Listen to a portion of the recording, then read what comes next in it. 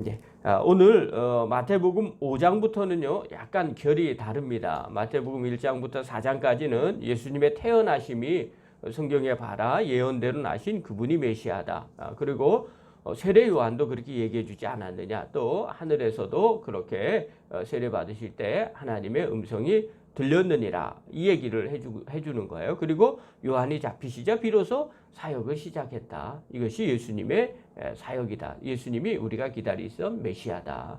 예수님이 하나님의 아들이시다. 뭐 이걸 증명해 주는 내용이죠. 그러면서 이제 5절은 그렇다면 회개하라 천국이 가까웠느니라 이렇게 메시지를 선포하시거든요.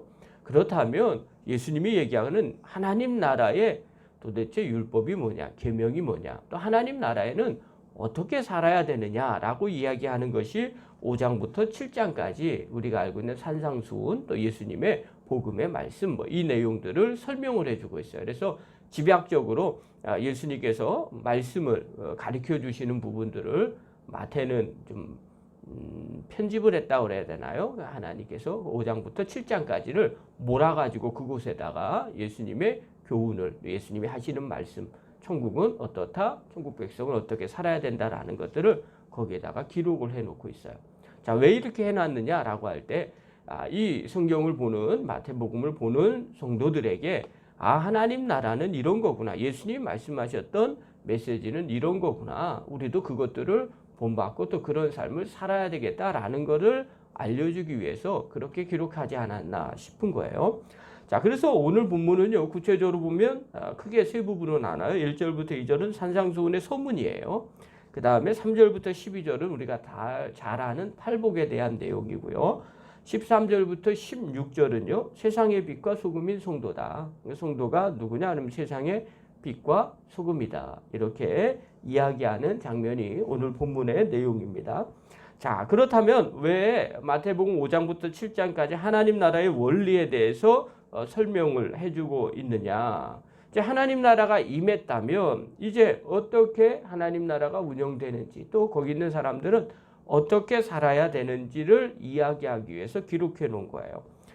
자, 여기 핵심은 어떤 내용이냐면요. 유대인들의 생각은 나면서부터 우리는 유대인이었기 때문에 아브라함의 자손이었기 때문에 구원받은 하나님의 백성 또 다르게 얘기하면 천국 시민이다라고 이런 생각을 갖고 있었어요. 처음부터요.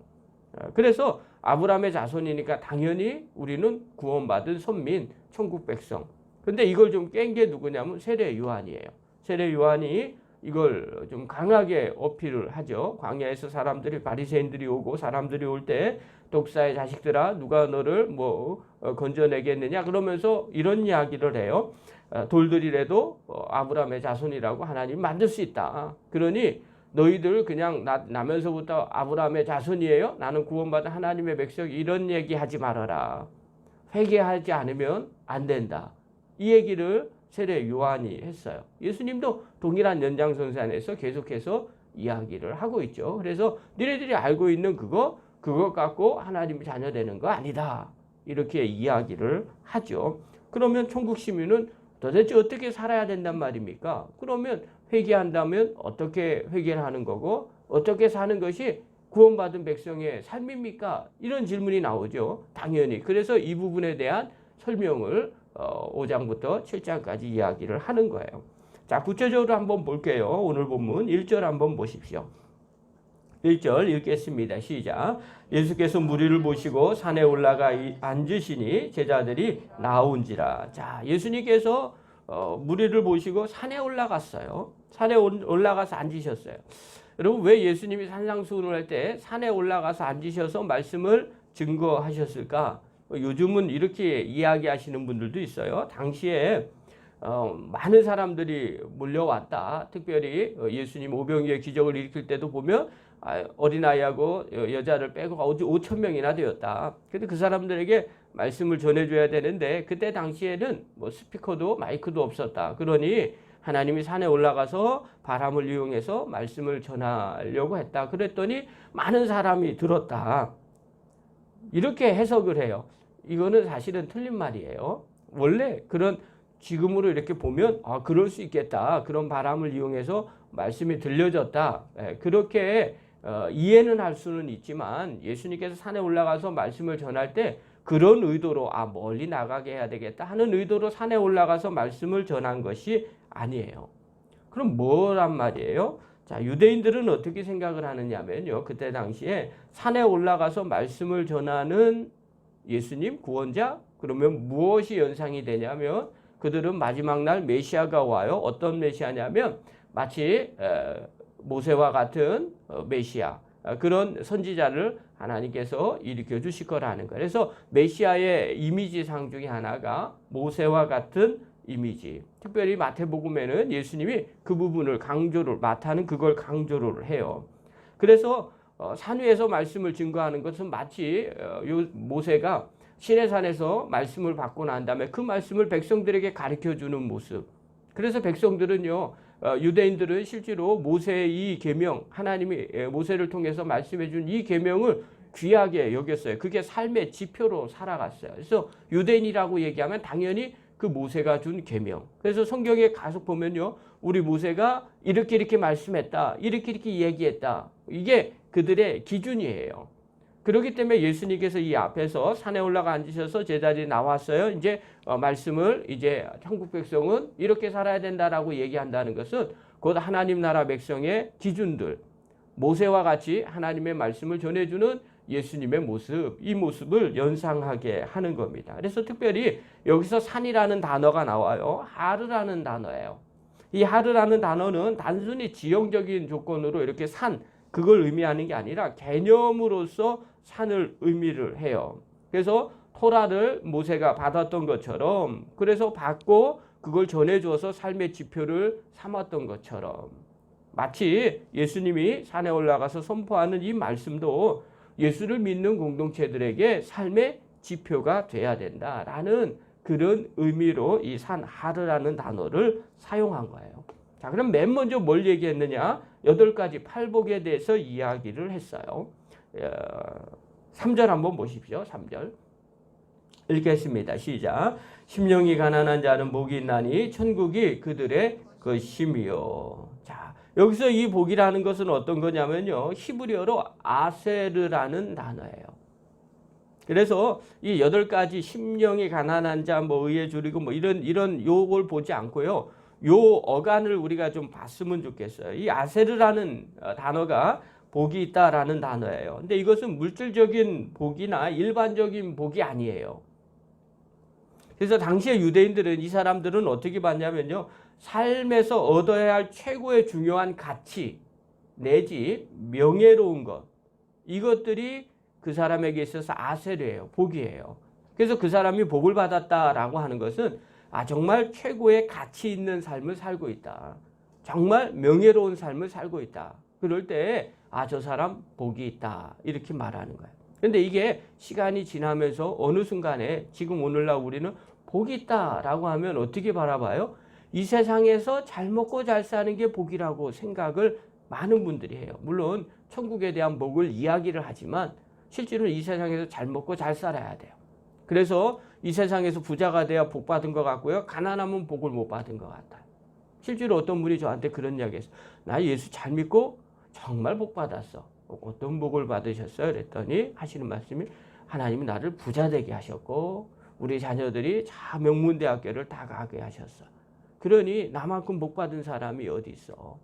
이렇게 이야기를 하시는 걸 들었어요. 제가 되게 틀린 말이 아니거든요. 그러나 맞는 것도 또는 아니라는 거예요. 그럼 가난한 사람은 복을 못 받은 건가요? 자녀들이 세상의 기준에 맞춰서 명문대 안 가면 복을 못 받은 건가요? 그건 아니거든요. 그런데 우리가 자기도 모르게 이 복을 오해하는 거예요. 왜냐하면 성경에 나와 있는 이 복이 진짜 어떤 복인지를 모르기 때문에 그런 거죠. 그래서 가장 가치 있는 것, 유대인들은요, 복을 받았다라고 얘기하는 거, 복 있는 사람이다 이렇게 이야기하면 어떻게 생각하느냐? 시편 144편 5절에 아주 대표적으로 나와 있어요. 144편 15절에 이렇게 얘기하죠. 이러한 백성은 복이 있나니 여호와를 자기 하나님으로 삼은 백성은 복이 있도다. 그러니까 복의 근원이 아브라함이고요. 근데 우리가 왜 복을 받았느냐라고 얘기할 때 얘네들은 부자 됐다, 잘 세상에 성공했다가 아니라 하나님을 자기의 주로 삼은 백성, 여호와를 나의 주인으로 삼은 백성이기 때문에 복이 있다는 거예요. 아브라함이 그렇게 다른 신을 섬기다가 하나님이 부르셔서 그 하나님을 자신의 주로 삼고 믿기 시작했다는 거예요. 그래서 우리가 아브라함의 자손이라는 거예요. 그래서 아브라함을 복의 근원이라고 또 말하는 거예요. 이런 내용들이 여기에 있는 거예요. 그러니까 여호와를 자기 하나님으로 삼은 거, 그러면 어떤 일이 벌어지냐? 그가 우리와 함께하고 계실 것이다. 그러면 어떤 일이 벌어져요? 그 하나님이 우리의 삶을 인도하시고 함께하실 것이다. 이것이 가장 복된 삶이다.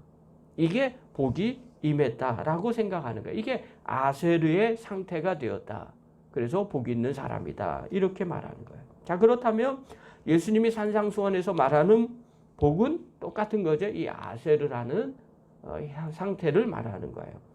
이 사람의 인생에서 가장 가치롭고 명예로운 상태고 하나님께서 함께 하시는 상태를 취할 수 있는 방법, 그걸 팔복에 대해서 이야기를 해주고 있는 거예요. 그래서 복을 얻을 수 있는 상태, 하나님이 우리와 함께 하시면, 가난해졌다? 앞에 가난해진 사람 상관없다. 오케이, 그런 사람도 아세르 하면, 하나님을 나의 주인으로 삼으면, 애통하는 사람도 마찬가지다. 애통하느냐 지금? 그래, 상관없다. 얼마나 슬프고 힘드냐? 그러나 당신도 하나님을 나의 주인으로 삼으면 복이 있다는 거예요.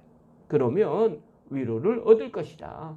이 얘기하는 거죠. 자신을 낮추는 것 등등이에요. 그래서 팔복은 앞에 있는 내용들은요, 이 세상 사람들이 싫어하는 가치들이에요. 이 세상 사람들이 그걸 그게 정말 복이야? 정말 그게 인생에서 정말 어렵고 힘든 일인데, 가난해지는 거, 애통하는 사람, 이런 사람들을 얘기하는 거죠.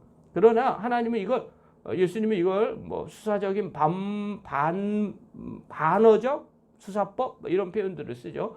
그러니까 그렇게 슬프고 그렇게 싫어하는 그것들도 하나님이 함께 하시면, 그런 상태에 있는 모든 사람들 상관없다. 하나님이 함께 하시면 하나님께서 이런 복을 줄 것이다. 이것이 바로 천국 백성의 모습이라는 거예요.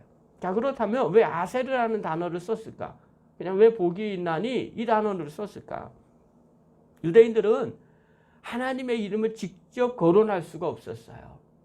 그래서 이 단어에 그걸 집어넣은 거예요. 하나님에 대한 의미를. 그래서 복이 있나니라는 이 단어는요, 그 안에 여호와께서 함께 하시니 이 뜻인 거예요. 그런데 그 여호와라는 단어를 집어넣을 수 없으니까, 말할 수 없으니까 복이 있나니 이렇게 표현을 한 거죠. 자, 그렇다면 이 팔복에 대한 것을 우리가 한번 그냥 다시 한번 고백을 한번 해봤으면 좋겠어요. 3절부터인데요. 복이 있나니라는 이 단어에 여호와께서 함께 하시니 이 단어로 치환을 하는 거예요. 그래야만 유대인들이, 이 성경을 보는 사람들이 의미를 이렇게 해석을 하는 거예요. 그러면 어떤 이 팔복이 어떻게 되는지를 우리 한번 나누도록 하겠습니다. 3절부터 우리 한번 읽겠습니다. 시작. 심령이 가난한 자는 여호와께서 함께 하시니 천국이 그들의 것이미요. 애통하는 자는 여호와께서 함께 하시니 그들이 위로를 받을 것이미요. 온유한 자는 여호와께서 함께 하시니 그들이 땅을 기업으로 받을 것이미요.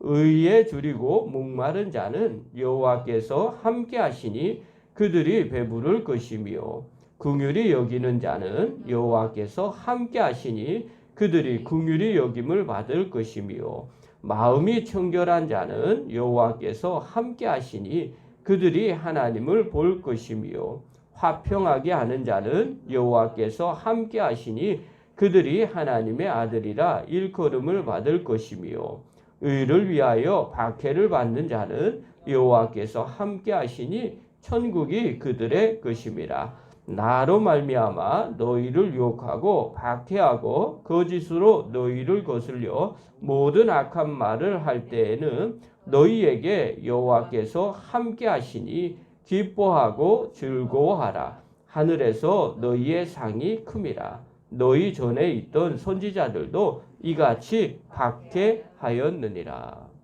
의미가 어떻게 들어오는지 이해가시죠? 여호와께서 함께 하시면 이런 일들을 받게 될 것이다. 그러니 천국 백성은 어떤 사람이냐? 여호와와 함께하는 사람이 천국 백성이다.